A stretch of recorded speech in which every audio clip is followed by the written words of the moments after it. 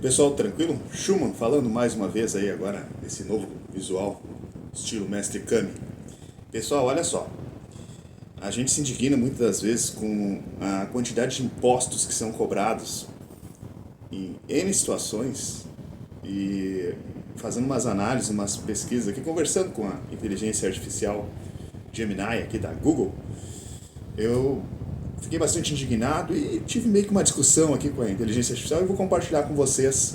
Acho que é bem legal essa reflexão aí para quem quiser analisar, considerar, avaliar e passar para frente. De repente chega num dos líderes globais aí que resolva botar em prática isso que vai ser proposto agora em seguida. Eu estava questionando a inteligência artificial aqui sobre o tal do imposto ITCMD.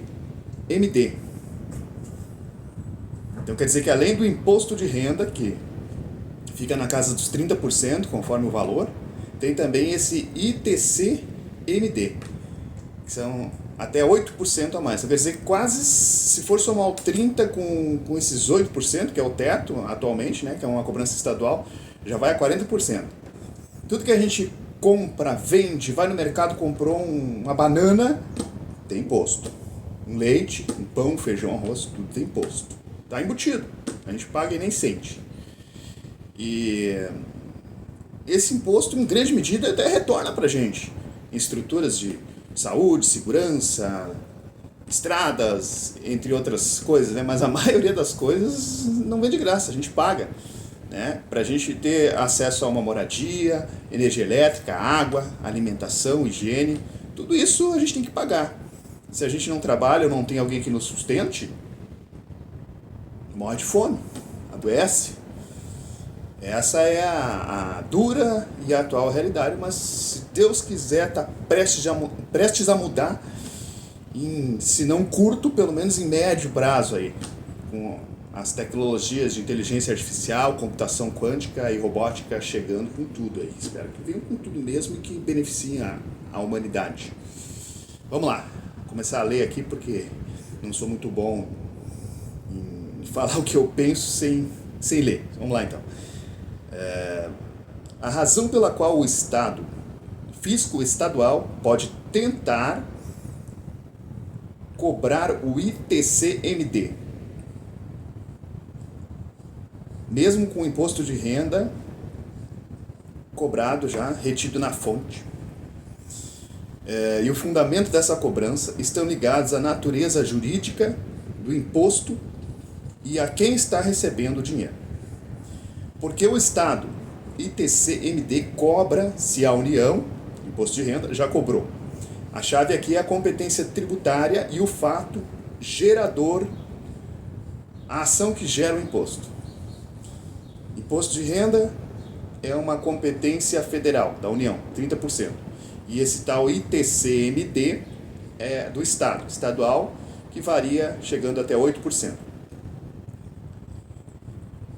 Vamos ver aqui. O fundamento para cobrar, por exemplo, de uma doação. Se você fizer uma doação para alguém, seja lá qual for o valor, está sujeito a essa cobrança ITCMD. O fundamento é a simples transferência não onerosa de valor. A lei do ITCMD visa taxar a transferência de riqueza, né? Não, isso aqui não é riqueza, né? R$100, R$500, R$1.000, isso não é riqueza, é dinheiro, né? Visa taxar a transferência de riqueza sem que haja um preço, onerosidade envolvido. Quer dizer, eu não posso doar um valor para alguém que tem que ter uma taxa envolvida aí, mesmo que a pessoa esteja passando fome, né? Essa que é a lógica envolvida. Os governos mais recentes estão trabalhando para mudar isso, né? Para ficar menos estúpida essa cobrança, né? Mas é indignante mesmo assim. Por exemplo, se A dá dinheiro para B, B não pagou por isso, o Estado, através do ITCMD, taxa essa transferência. A lei não faz distinção se a pessoa que recebe a doação é rica ou pobre, hipossuficiente. A única coisa que importa para o fisco é o fato gerador, a transferência gratuita da riqueza. Vamos lá. Hipossuficiência do beneficiário. Por que não se aplica? Olha só. A lógica de que receber doação denota hipossuficiência está ligada ao conceito de justiça social ou à alíquota do imposto de renda, que isenta faixas mais baixas, mas não se aplica ao ITCMD. Olha só, não se aplica. Imposto de renda, IRPF, imposto de renda. O IR foca na capacidade contributiva. Quem ganha mais, paga mais, por isso isenta os hipossuficientes. ITCMD, Imposto sobre Doação, esse imposto foca na transferência da riqueza. O Estado entende que se alguém tem condições de doar ou de receber uma herança, por exemplo, essa riqueza deve ser taxada para financiar serviços públicos independentemente da condição financeira do recebedor, com exceção de pequenas faixas de isenção que variam por estado. Vamos lá. Portanto, mesmo no caso aqui de um bolão, por exemplo, mesmo que o participante do bolão seja hipossuficiente, né? O grupo se reuniu e fez um bolão da loteria, ganharam um prêmio, se o fisco conseguir provar legalmente que o organizador fez uma doação a ele, o imposto será devido, mesmo que não tenha sido doação, né? Foi um prêmio recebido e dividido, mas aí o Estado vai querer tentar dizer, não, isso aí foi uma doação, não querer taxar. Enfim, a única forma de o participante evitar o ITCMD, no caso de um bolão, é provar que o dinheiro que ele recebeu é a devolução de uma cota de bolão e não uma doação. Aqui eu começo a questionar já indignado com essa novidade, né? Que para mim é uma novidade. Eu nunca tinha prestado atenção nesse imposto, né? Mas tá aí, existe e não é de agora. Aí perguntei aqui para a inteligência artificial, quem inventou esse ITCMD? Como podemos revogar essa lei? Ou limitar a incidência dela somente sobre grandes fortunas? É a primeira coisa que uma pessoa que está na classe mais básica da pirâmide social pensa, no geral, né? Então foi o que eu questionei. Vamos lá. O que a inteligência artificial respondeu? Sua indignação é compartilhada por muitos, pois o ITCMD, Imposto sobre Transmissão, Causa Mortes e Doação, tem alíquotas consideradas baixas no Brasil, mas incide sobre a riqueza acumulada, enquanto em muitos países desenvolvidos a tributação sobre heranças e doações é muito mais elevada. Vamos à origem do ITCMD e as formas de alteração legal. Quem inventou o ITCMD? Origem e competência. O ITCMD, ou seus antecessores, não foi inventado no Brasil moderno. O princípio de taxar a transferência de bens, causa-mortes ou inter-vivos doação é um dos impostos mais antigos da história fiscal. No contexto brasileiro, a competência para instituir o ITCMD está prevista diretamente na Constituição Federal de 1988, no artigo 155, inciso 1º. Inventores e instituidores são os estados e o Distrito Federal. A União, o governo federal, não tem competência para cobrá-lo. Base legal: embora a Constituição Federal de 1988 estabeleça a competência, a regulamentação é feita por leis estaduais, que definem as alíquotas dentro do limite federal, as bases de cálculos e as isenções. Vamos à resposta da pergunta que eu fiz aqui. Como revogar ou limitar a incidência da lei? Para revogar ou limitar o ITCMD, é preciso alterar a fonte do poder de cobrança, que é a Constituição Federal. Não se trata de revogar uma lei no sentido estadual, mas de alterar a própria estrutura tributária do país. A. Revogação total. Para revogar totalmente o ITCMD, seria necessária uma emenda constitucional para remover o artigo 155, inciso 1º. Dificuldade: emendas constitucionais exigem a aprovação de 3/5 dos votos em 2 turnos na Câmara dos Deputados e no Senado Federal. Como este é um imposto fundamental para a receita dos estados, a resistência seria quase intransponível. Vamos lá. B. Limitação da incidência a grandes fortunas. Esta é a via mais plausível e, inclusive, já está em andamento com a reforma tributária, emenda constitucional 132/2023. O caminho para limitar a incidência ou torná-la progressiva é através de dois mecanismos: alíquotas progressivas em andamento. A reforma tributária já determinou que o ITC-MD deve ter alíquotas progressivas em todos os estados. Olha só, tivemos um avanço, um progresso nessa situação que está desde 1988, né, desse jeito. Enfim, vamos lá. Isso significa que a alíquota deve aumentar conforme o valor do benefício, aliás, conforme o valor do bem direito transmitido. Implicação: a progressividade obriga a tributação seja menor. Aliás, vamos lá, implicação: a progressividade obriga que a tributação seja menor ou isenta para patrimônios pequenos e maior, chegando ao teto, para grandes fortunas. Isso atende ao seu pedido de limitar a incidência sobre grandes fortunas. Ainda assim é um imposto, não deixa de ser um imposto, algo que, querendo ou não, é tomado de você, vamos dizer assim. É imposto. 2. Limite máximo da alíquota. Competência do Senado. A Constituição, artigo 155, parágrafo 1º, inciso 4º, acho que é isso, né? Determina que o Senado Federal deve fixar a alíquota máxima do ITC-MD, que hoje é de 8%, resolução do Senado.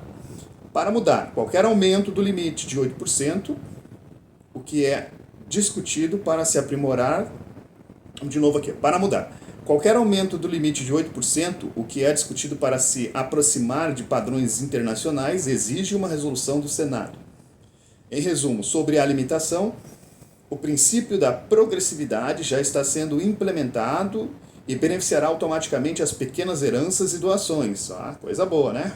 O Senado tem essa competência, agora a gente já sabe, isso é coisa do Senado, eles que tomam essa decisão aí, que dão esse andamento. A revogação total é politicamente inviável. Será?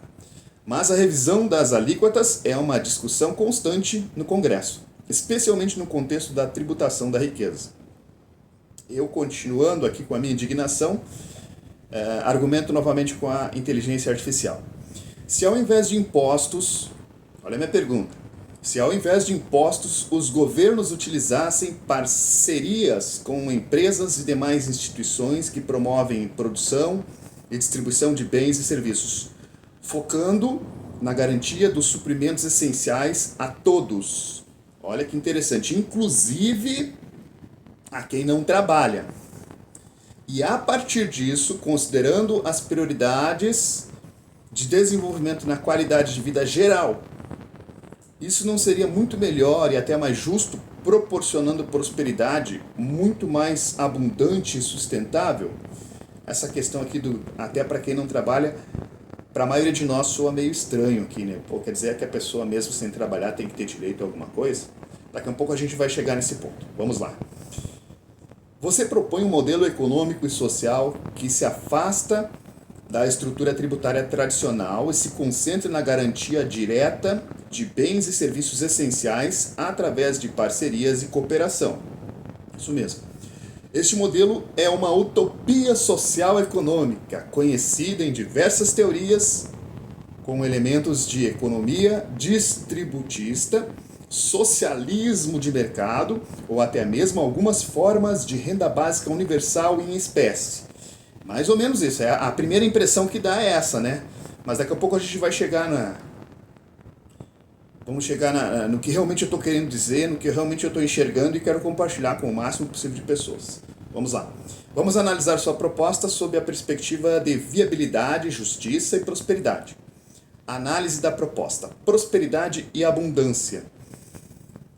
Ponto forte. Argumento a favor. Foco na produção real. A eliminação de impostos sobre produção poderia, teoricamente, reduzir custos e incentivar as empresas a produzir mais, gerando maior abundância de bens.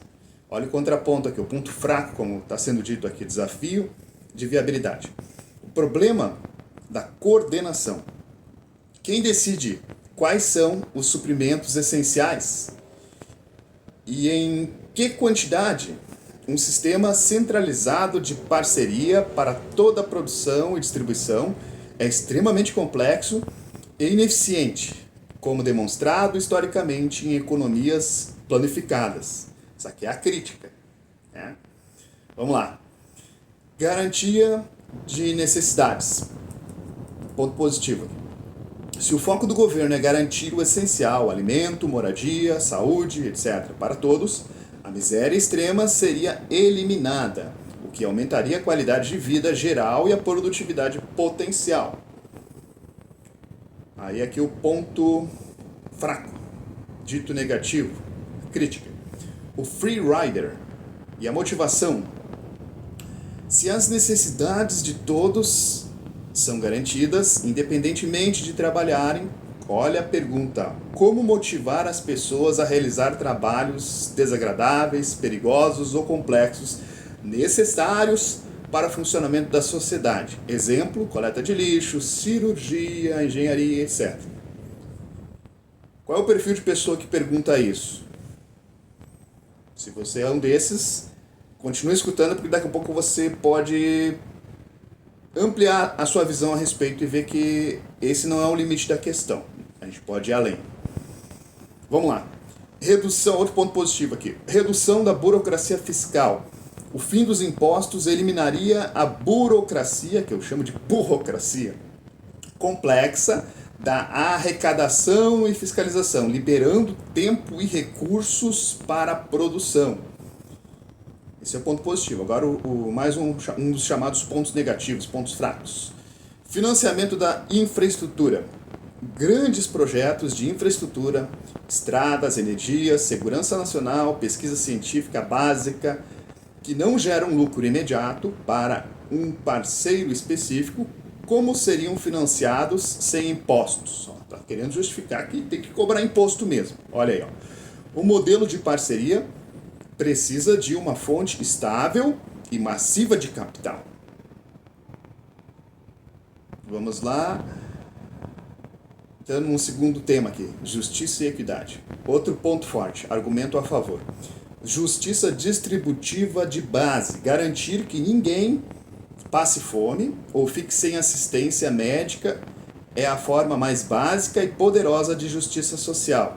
A gente sabe que na prática muita gente acaba perecendo sem ter acesso a esse mínimo do mínimo. Mas, vamos lá. Aqui o ponto fraco, desafio de justiça. Acúmulo de... Olha só o que foi escrito aqui pela IA. Como ponto fraco. Ó. Acúmulo de riqueza e poder. Se não há impostos sobre a riqueza ou a renda, imposto de renda, as empresas e os indivíduos mais produtivos podem acumular quantidades ilimitadas de capital.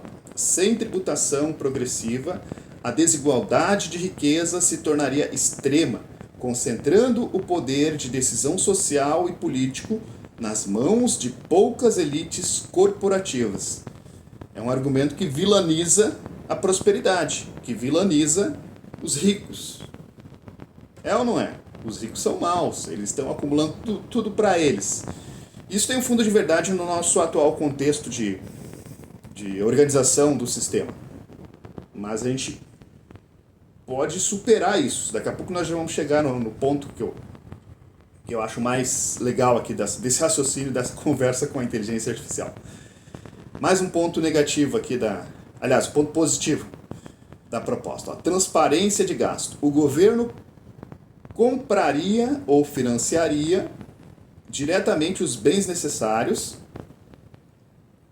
tornando mais claro onde os recursos estão sendo aplicados, ao invés de usar verba geral de imposto. Caso se tivesse uma parceria com as grandes empresas e corporações associadas às pequenas empresas e negócios menores também, né? Todo mundo trabalhando junto. O governo teria que ter uma transparência, uma prestação de contas bem mais efetiva do que a que nós temos nos dias atuais. Mas vamos lá. O ponto negativo nesse quesito aqui. Corrupção e clientelismo. Olha aí. Em vez de desviar dinheiro de impostos, o risco de corrupção se deslocaria para o superfaturamento e o direcionamento das parcerias. Aqui falando-se das empresas que estariam trabalhando em parceria com os governos. O governo poderia favorecer empresas amigas com contratos essenciais gigantescos, gerando uma forma de corrupção sistêmica, captura do Estado. A dispensar isso aqui, né? Se essa parceria, por mais gigantesca que seja, beneficia a grande maioria, qual é o problema? Né? Vamos lá. Aí, seguindo aqui. Por que a tributação é o modelo predominante? Os impostos. Historicamente, o sistema de impostos é o mecanismo preferido para financiar o Estado por 3 razões principais: flexibilidade e soberania. Impostos dão ao governo a soberania financeira para tomar decisões estratégicas, como, olha só a decisão estratégica, iniciar uma guerra, financiar uma pandemia. Aí isso aqui ficou ambíguo, né? Financiar no sentido de fazer acontecer uma pandemia ou de tratar quando ela vem de alguma maneira inexplicável. Vamos ver aqui. Ou investir em tecnologia de ponta, sem depender da boa vontade ou dos interesses lucrativos de parceiros corporativos. Daqui a pouco nós vamos falar melhor disso. 2. A redistribuição de renda. A tributação progressiva baseada em impostos, como o imposto de renda, é o principal instrumento para atenuar a desigualdade de renda, forçando quem acumula mais riqueza a contribuir com uma parcela maior. Uma tentativa aqui de equalizar a distribuição de riqueza. Mas vamos lá. Vamos lá, que esse aqui não é o que eu quero falar. Vamos lá. Mecanismo de controle externalidades. Vamos lá. Impostos podem ser usados para desencorajar comportamentos indesejáveis. Exemplo, impostos sobre cigarros ou poluição. Algo que o modelo de parceria não consegue fazer de forma eficaz. Isso é uma questão de consciência de cada um. Mas realmente, colocar um imposto maior sobre cigarro, mecanismos que contribuem mais com a poluição, dá uma freada nisso, né? Infelizmente, muitas pessoas estão numa condição emocional e muitos até intelectual que não conseguem se livrar desses vícios, né? Desses problemas que são nocivos a elas próprias. Vamos lá, conclusão. Sua proposta é melhor e mais justa no que tange a garantia básica de dignidade e a eliminação da burocracia fiscal. Minha proposta no caso. No entanto, ela é muito menos sustentável e mais vulnerável, tá criticando aqui, a ineficiência na coordenação de um sistema de produção complexo, a falha da planificação central, concentração extrema de riqueza e poder nas mãos de elites empresariais sem tributação progressiva, problemas de incentivo para o trabalho qualificado. O modelo tributário, apesar de suas falhas e burocracia, oferece o equilíbrio político e financeiro necessário para que o Estado mantenha sua soberania, regule a desigualdade e financie serviços públicos que não são lucrativos para o setor privado. Aqui está praticamente dizendo: a minha ideia é legal, tal, mas é inviável, não serve, o sistema que está aí tem que ser assim mesmo. Vamos lá. Agora minha indignação continua aqui quando eu argumento da seguinte maneira, olha só. Parece o cúmulo do retardo considerar que seres humanos sejam obrigados a ter que trabalhar. Parece papo de vagabundo, mas daqui a pouco você vai entender aonde eu quero chegar. Vamos lá.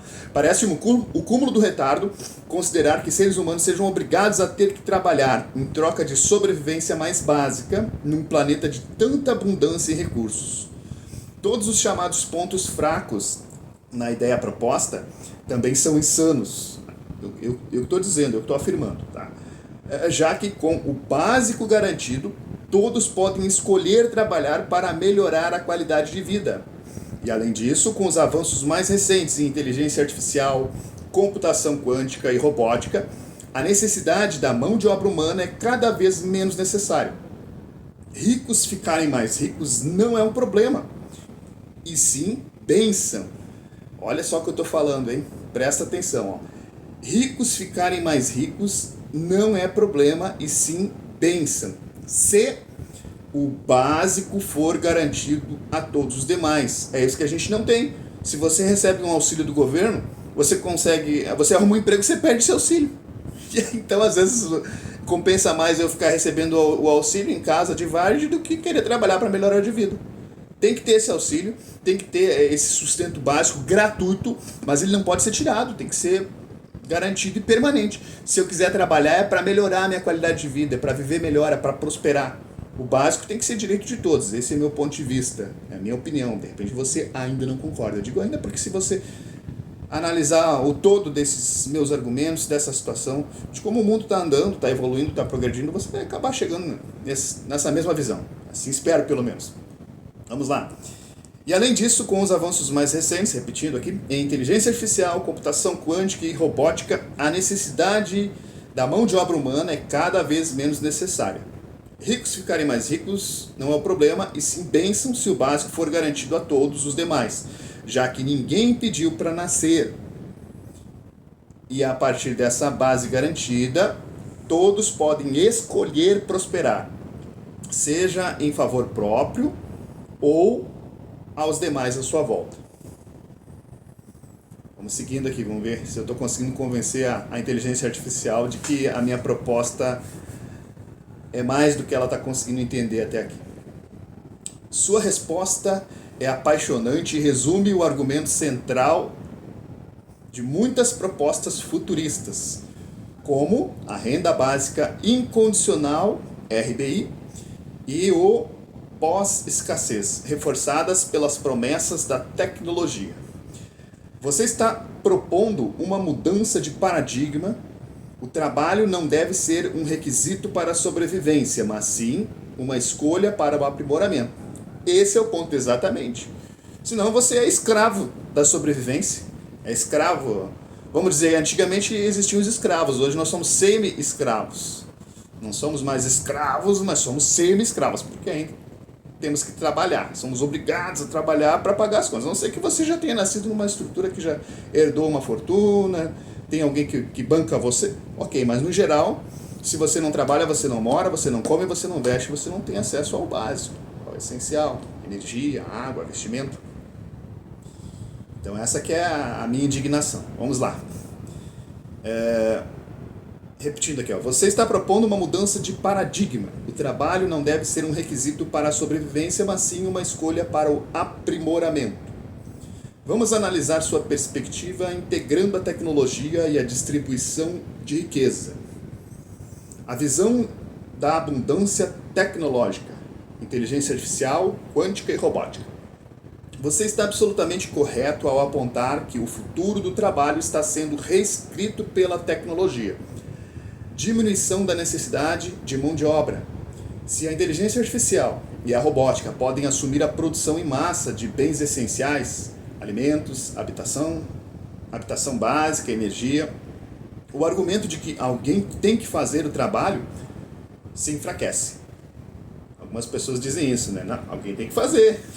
Alguém tem que fazer de fato. Né? Certas coisas não se fazem sozinhas, mas por que não automatizar, não robotizar? Ao invés de escravizar seres humanos ou explorar animais como se fazia no passado. Vamos lá. O trabalho passa a ser mais focado em criatividade, pesquisa, serviços de alta complexidade, especialmente no que se refere a coisas humanas, né? Serviços de alta complexidade e cuidados humanos. Abundância de recursos. Em um planeta com recursos vastos e a capacidade tecnológica de processá-los com eficiência quântica e otimização de inteligência artificial, a escassez não é mais uma barreira física, mas uma barreira de distribuição e organização social. Ricos mais ricos, mas com o básico garantido. É bíblico isso. Ricos ficam mais ricos e pobres ficam mais pobres. Aquele que tem mais recebe mais e o que tem pouco, até o pouco que tem perde.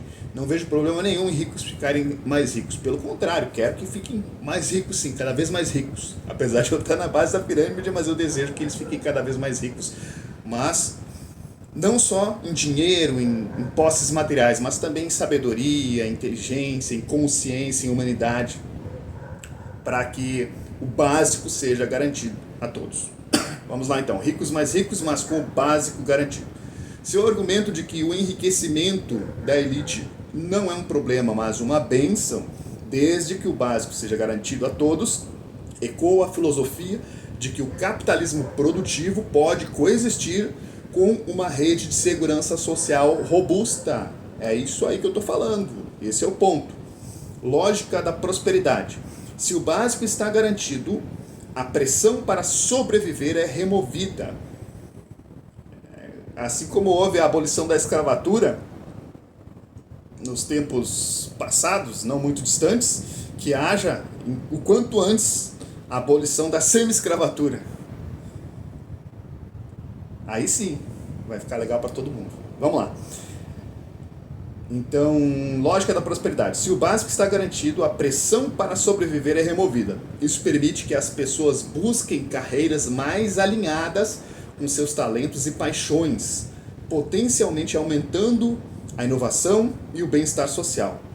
A riqueza da elite se torna a alavanca de investimento que financia os avanços tecnológicos, que por sua vez garantem o básico a todos.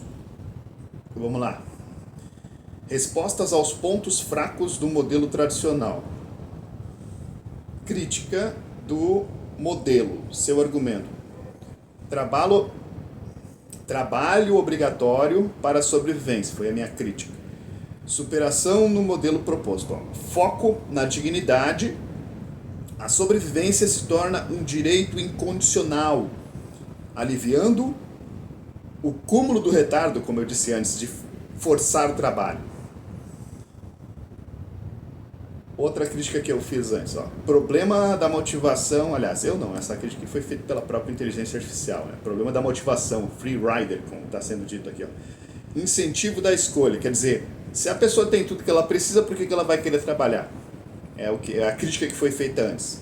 Incentivo da escolha, a motivação muda de sobrevivência para melhoria da qualidade de vida. O luxo, o desenvolvimento pessoal e a participação em projetos de alto impacto, ciência, arte, se tornam o motor da economia. É isso aí, focar nas tuas vocações, adquirir aqueles talentos que tu tem mais interesse e não ter que trabalhar naquilo que tu consegue de emprego para sobreviver, para te manter no básico. Não, fazer aquilo que tu gosta. Aí não vai ser trabalho, vai ser diversão e querendo ou não, tu vai acabar contribuindo com o bem alheio. Olha o jogador de tênis, que interessante, os jogadores mais famosos de tênis. Os caras fazem o que gostam, eles estão lá jogando tênis, estão se divertindo, cuidando da saúde, fazendo uma ginástica, um exercício. Jogador de futebol, né, consegue unir útil ao agradável, ganham fortunas e divertem as pessoas que gostam de assistir esses esportes. É ou não é? Fórmula 1, entre outros. Vamos lá. Risco de desigualdade extremo. Desigualdade aceitável. A desigualdade da riqueza, essa questão de desigualdade social. Antigamente eu pensava assim, nossa, como que pode, né? O certo seria todo mundo ter acesso igualitário, né? Eu não era tão a favor da riqueza como eu sou hoje. Hoje eu penso que sim, quem é rico, que continue rico e fique cada vez mais rico, mas com boa fé, com boa consciência, com sabedoria. Então, risco de desigualdade extrema. Desigualdade é aceitável. A desigualdade da riqueza não é mais vista como opressiva, desde que não implique em privação das necessidades básicas. O foco muda da igualdade de resultados para a igualdade de oportunidades e dignidade básica. Se a pessoa nascer numa condição que ela tenha pelo menos o básico, a partir daí ela vai avançar na direção que ela quiser. O problema é a pessoa nascer numa condição que ela não consegue viver muito tempo, porque é obrigada a se sujeitar a trabalhos, serviços, coisas que muitas vezes nada tem a ver com o perfil dela. E aí é o que muita gente até está conformado nessa situação. De passar metade da vida dormindo, outra metade da vida trabalhando em favor de outros, com poucos benefícios para si mesmo, se desgasta. Muitos ficando doentes, estressados, até entrando em depressão por causa dessa pressão. Trabalho de 8 horas, 10 horas por dia, deslocamento de 1 hora, 2 horas até o trabalho, ônibus cheio, lotado ou trânsito intenso. Imagina se a gente pudesse só sair de casa para passear. Imagina que legal seria.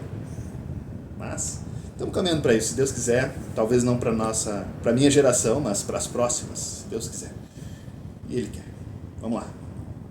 É a minha fé, eu creio em Deus. De repente você não crê, mas vamos olhar para frente em favor de todos, o bem comum de todos, crendo ou não crendo. A transição e o debate central. A dificuldade em adotar sua ideia não reside no desejo de um mundo mais justo, mas na transição e na estrutura de poder atual. Olha aí o contra-argumento da IA de novo.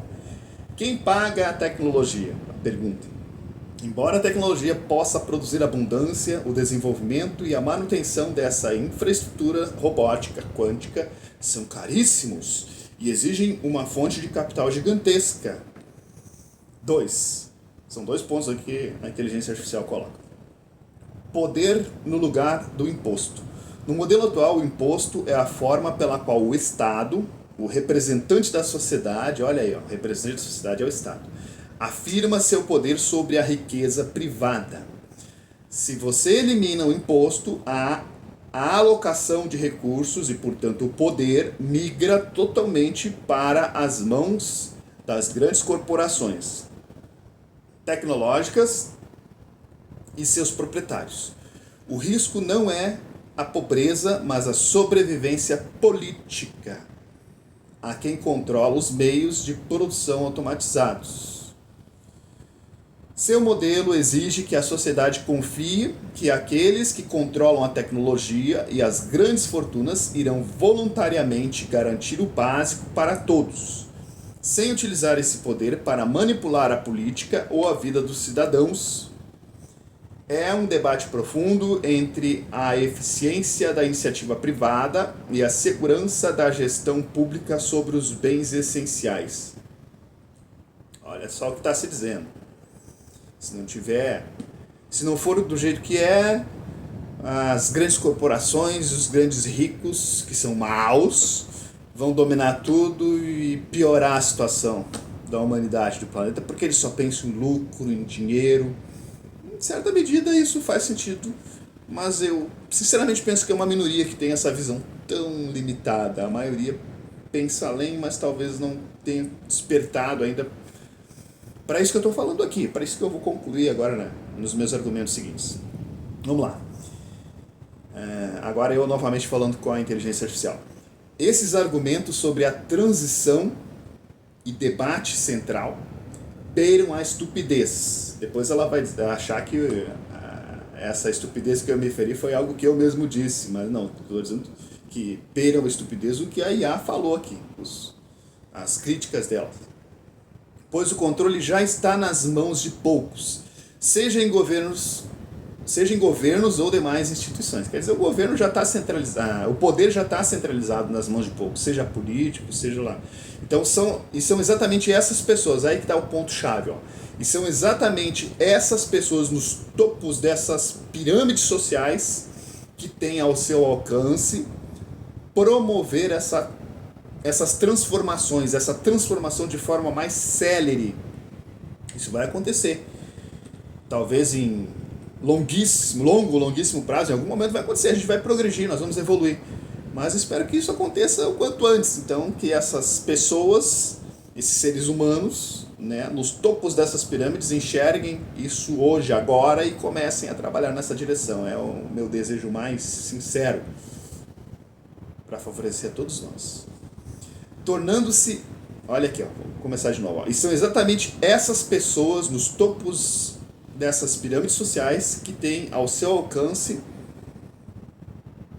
o poder para promover essas transformações de forma mais célere, tornando-se memoráveis na história como cidadãos modelo de bondade e sabedoria, como marcos de consolidação do progresso exponencial, tanto a favor de si próprios, quanto das próximas gerações que virão. Os responsáveis humanos pelo estabelecimento do paraíso planetário. Utopia ou possibilidade? Olha aí a inteligência artificial, computação quântica, a robótica. Dá uma pesquisada no YouTube e na internet, os avanços que já existem. Claro, tem muita... com a própria inteligência artificial tem muita coisa que o pessoal cria lá que ainda é fantasia, imaginação. Mas olha o que nós temos de tecnologia hoje e como era há 100, 200, 300 anos atrás. Dá para evoluir muito mais além disso. Os responsáveis humanos pelo estabelecimento do paraíso planetário e logo mais até mesmo a expansão desse modelo para outros mundos. Um paraíso aqui na Terra para nós vivermos essa bênção de prosperidade, de abundância e expandir isso para outros mundos. Forte, né? É forte. A gente vê isso em filmes, mas eu acredito que estamos nessa direção, a gente vai chegar nisso em algum momento. Vamos lá. Sua última inteligência artificial falando agora. Sua última intervenção é um apelo poderoso e filosófico que eleva o debate do campo da economia e da tributação para o campo da ética, liderança histórica e responsabilidade social da elite. Você está de fato desafiando a premissa de que a natureza humana ou a estrutura de poder é uma barreira intransponível para a utopia tecnológica. Você argumenta que o controle já existe, a concentração de poder e a riqueza que o modelo tributário tradicional tenta regular já é uma realidade em governos e grandes corporações. Portanto, não há risco de migração do poder, pois o poder já está concentrado. 2. Oportunidade histórica. As pessoas no topo dessa estrutura de poder, CEOs de tecnologia, líderes globais, têm a capacidade e a responsabilidade moral de usar esse poder e essa riqueza para implementar a transição para um modelo de abundância garantida. Eles já vivem na abundância, mas por que não compartilhar e expandir isso ainda mais? É possível, é possível. É possível, como certa vez alguém falou na internet, se eu não me engano o nome dele é Leandro Zaid. Não precisa todo mundo ser rico, mas é possível que todos vivam uma vida de rico. Mais ou menos isso. Então, mesmo que não seja uma vida de rico, se tiver o básico e a partir disso a pessoa quiser ir além, ótimo. Se ela quiser se conformar, eu duvido que a maioria vai se conformar. A maioria vai querer mais, vai poder crescer, prosperar. O importante é que tenha o básico. Ninguém pediu para nascer, a não ser que você seja espírita e entenda que a gente pediu para nascer nessa condição de adversidade e é isso aí mesmo, tem que aceitar. Aceita que dói menos, como se diz no popular, né? Mas eu penso que mesmo, até para quem crê assim, a gente pode ir além disso, nós podemos superar, podemos nos tornar uma civilização mais avançada e não ter que mais ver pessoas passando por isso, ou mesmo nós termos que passar por isso. É ou não é? Vamos progredir, vamos avançar. Seguindo aqui.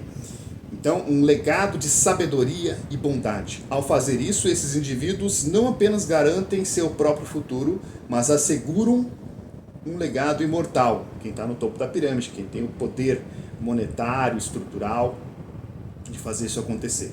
Como arquitetos do paraíso planetário e facilitadores da expansão humana para outros mundos, em vez de serem vistos como apenas mais uma geração de acumuladores de riqueza.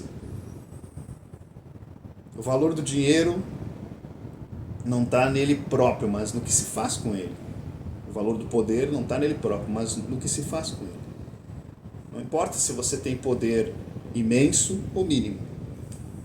O que você faz com esse poder é que realmente faz sentido ou não. Vamos lá. Análise do apelo, ética versus estrutura. Sua visão é fundamentalmente sobre mudança de incentivo no nível da elite, buscando substituir a lógica da acumulação e do controle pela lógica da ação transcendente e do legado. Ponto de vista. Poder centralizado é a solução. Lógica. Porque é atraente. Se o poder já está concentrado em poucas mãos, essa concentração pode ser usada como uma alavanca de ação imediata para a mudança.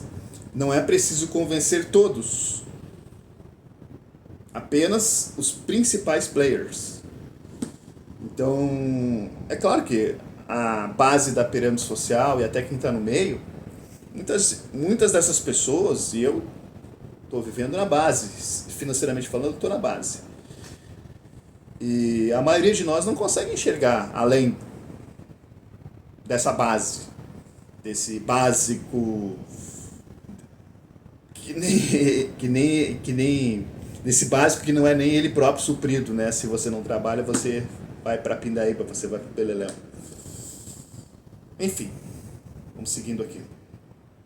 Então, se o poder já está centralizado, por que não quem está com esse poder em mãos fazer melhor uso dele? Não que não faça bom uso, deve fazer bom uso, mas fazendo um melhor uso, um uso mais louvável, mais grandioso, em conjunto, né? Porque são muitas lideranças no topo da pirâmide, nos topos das pirâmides. Outra vantagem aqui para quem está no topo da pirâmide de poder, ou nos topos das pirâmides de poder: legado e sabedoria. Oferece a líderes como, olha só, agora aqui inteligência artificial citando, oferece a líderes como Elon Musk, Jeff Bezos, citou esses dois, né, etc., uma recompensa não monetária, porque grana eles já têm bastante, né?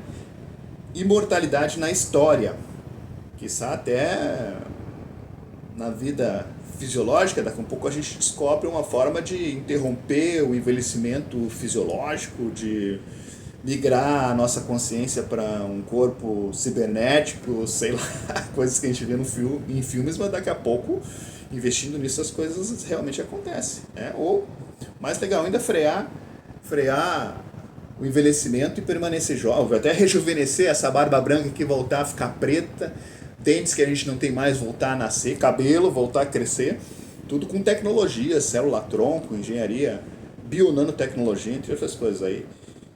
A ciência pode avançar nessas direções, é só ter trabalho inteligente, né, nessa direção. Transição acelerada. Com a tecnologia atual, a transição poderia ser rápida se houver vontade política e corporativa. O poder ainda está bastante dividido entre corporações e governos. Então, por que não unir esses dois grandes poderes, onde os líderes são pessoas, seres humanos, como eu e você, pelo menos em essência, como eu e você? Por que não se unirem, trabalhar em sinergia a favor do povo, a favor do coletivo? Para si próprios eles já têm bastante e podem ter mais, por que não? Mas que a grande massa tenha pelo menos o básico garantido. Conclusão filosófica. Você está defendendo que a falha em adotar seu modelo... Não, na verdade aqui eu acho que foi meio que um equívoco da IA. Você está defendendo que a falha em adotar seu modelo não é uma falha de viabilidade técnica ou econômica, mas uma falha moral e de imaginação estratégica por parte daqueles que detêm o poder. Aí pode ser, mas eu acho que não. Eu acho que eles, sei lá, de repente está faltando uma cutucada aí para esse pessoal pensar de novo nisso, que provavelmente muitos já pensaram, né? E botar em prática essa visão além do alcance que muitos já têm. E não só tem a visão além do alcance, mas tem a estrutura, a capacidade financeira, monetária, estrutural, tecnológica, política de poder para fazer essa transformação acontecer. O seu argumento não é estúpido. Na verdade, aqui eu falei que o argumento da IA estava sendo estúpido em determinado momento ali. O meu, obviamente que eu não vou dizer que é estúpido, não é? Mas sim radicalmente idealista. Isso sim, o meu argumento é radicalmente idealista E para mim, idealismo é focar no alto e seguir avançando. Como disse meu irmão certa vez, eu perguntei para ele qual é o sentido da vida, e ele falou: é para frente. A melhor resposta que eu já recebi: para frente. Vamos seguir em frente. Como diz o Superman, pro alto e avante. E eu costumo escrever esse alto com letra maiúscula, né? Como cristão, como crente, como teísta, vamos dizer assim, né? Creio em Deus, então o alto, em todos os sentidos, inclusive o espiritual. Mas se der para viver 1000 anos aqui nessa forma física, com saúde, que seja também. O cristão que conhece a Bíblia costuma entender que viver é Cristo e morrer é lucro. Porque morrendo vai para um estágio superior de existência. Mas viver é Cristo, e esse viver é Cristo no sentido de contribuir, de fazer a vida ter sentido, de melhorar tanto para si mesmo quanto para todos os demais à volta. É isso que eu estou querendo fazer. É isso que eu estou querendo viver. O máximo de tempo que der. Se forem 1000 anos, pentear essa barba, voltar a crescer cabelo, tecnologia chegando aí ao alcance de todos, inteligência artificial, computação quântica, robótica. Esse pessoal que está nos topos das pirâmides precisam usar isso em favor de todos, fazer realmente um paraíso nesse nosso planeta, transformar esse planeta num paraíso e replicar para outros mundos na sequência. Então, se a tecnologia puder, de fato, tornar o custo marginal de bens essenciais próximo de zero, e é basicamente isso. Se os ricos ficarem mais ricos a ponto de o custo do básico mantido para todos for insignificante, então não vai ter problema nenhum em se fazer isso. De repente até já é insignificante se for comparar o potencial de crescimento que existe, né? Enfim, seu paraíso planetário deixará de ser uma utopia moral e se tornará uma necessidade econômica. O debate será então como manter a ordem social quando a mão de obra humana não tem mais valor de mercado. Eu acho que isso aí não é problema nenhum. As pessoas vão viver com mais descanso, com mais lazer, com mais aprimoramento intelectual, social, espiritual, artístico. Sua proposta é uma resposta elegante a esse futuro. É isso aí. Foi um vídeo longo, quase 1 hora falando aqui.